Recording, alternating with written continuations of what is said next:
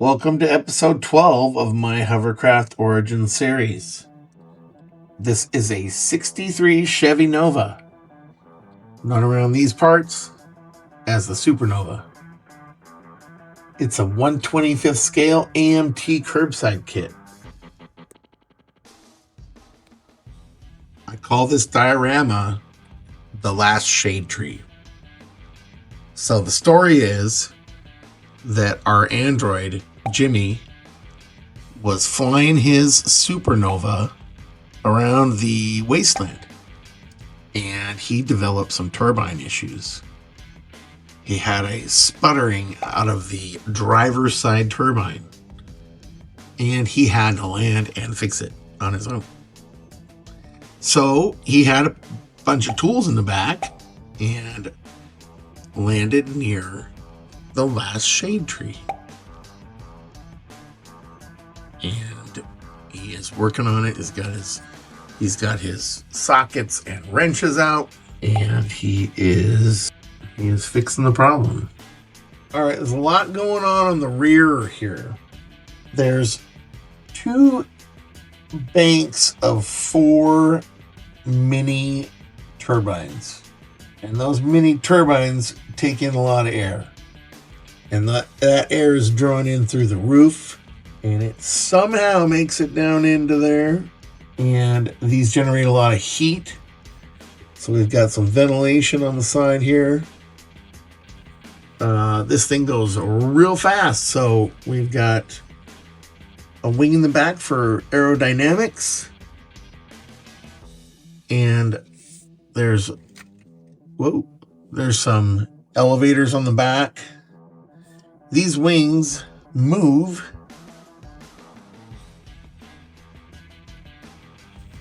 and I'm not going to move this one because it's about to break, but it would go forward as well. And you could say, well, one's for high speed and they kick out for maneuverability so it can fly, so it can maneuver better. This peg here fits into that socket. That's really hard to see, but there's a socket sticking out there, and it just goes inside, and there you have some movement.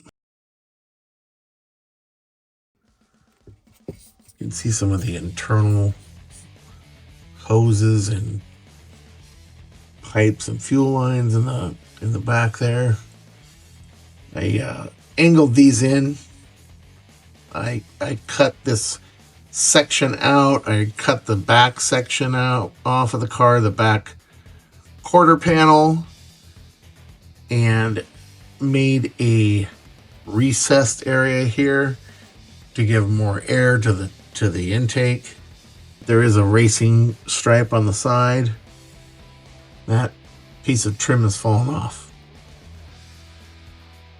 Has a slight wing that extends out to the turbine.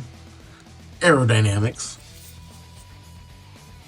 This was made from a lot of styrene tube. Different sizes. Basically like the rear, I fashioned this out of styrene tube. Just make little air brakes, little things to help maneuver. Added some styrene tube to look like they're some sort of hydraulic assist. All kinds of pipes that appear that they're going to the turbine.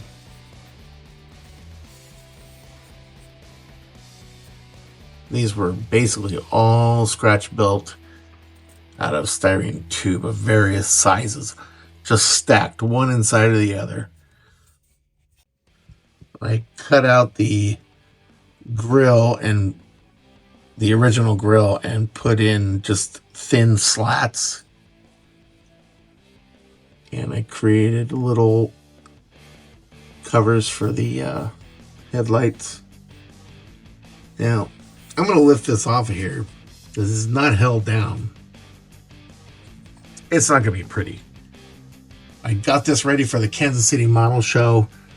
The story is when I enter my cars in a model show contest, I really can only enter in 2 categories. I can enter in the miscellaneous category, like the sci-fi, or dioramas. And this car was initially set up on a acrylic post and hovering, and I wanted to enter it in the diorama category. So I quickly made a diorama.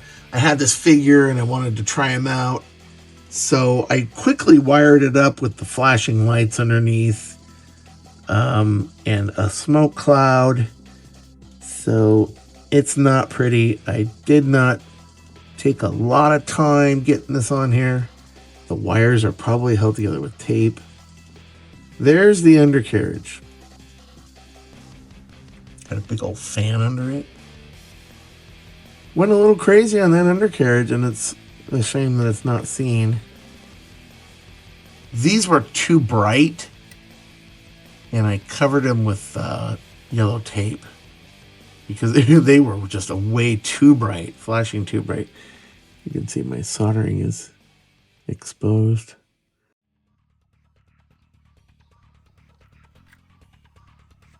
Got this figure off AliExpress, and it is just slightly too big to fit in the cars.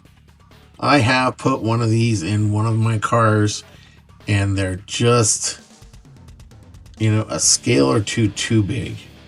You end up having to take the legs off and chop the waist down, so they're basically just a, top half sitting in there. I like these figures. I never came up with what kind of civilization is left on in this wasteland. It could be humans, it could be androids. We make it up as we go. I'm going to admit that this car was not one of my favorites. It was fun to work on for a while, and something I got disconnected from it. I stopped working on it for a couple of months and felt like I needed to complete it just to get it done. And I think we all run across that occasionally where maybe our heart's not into it. Do I like the car? Yeah, I like the car a lot. It's got some really cool stuff on it. I just never felt a connection, and that might sound ridiculous, but I just never felt a connection to this car, and I don't know why. I thought the initial Nova wagon looked really bitchin'. The funny thing is that it wasn't one of my favorites, but it sure did good on Instagram. At the time, this was a few years ago, I had about 5,000 followers, which was very good for me. And most of the cars I had posted would get anywhere from 700 to 1,000 likes every time I posted. This was my 12th. My 12th hover car, and I posted it, and it got likes like crazy. Within a few weeks, it had well over 10,000, and it is now, years later, sitting at 19,000. Maybe it was the stance on the photo. Maybe it's the lights that were on it. But it sure did good on Instagram, and it gained me a ton of followers. I now have 16,000 followers plus. And wow, thanks Supernova. And that's why they call it the Supernova. I did a super job. Thanks, buddy. Sorry I didn't like you. Well, that'll do it for Jimmy and his adventures on the Supernova. If you've made it this far, I appreciate your time. Thank you so much for sticking around. And if you want to see the next car in the series, a 1970 Chevelle SS, please click the link above.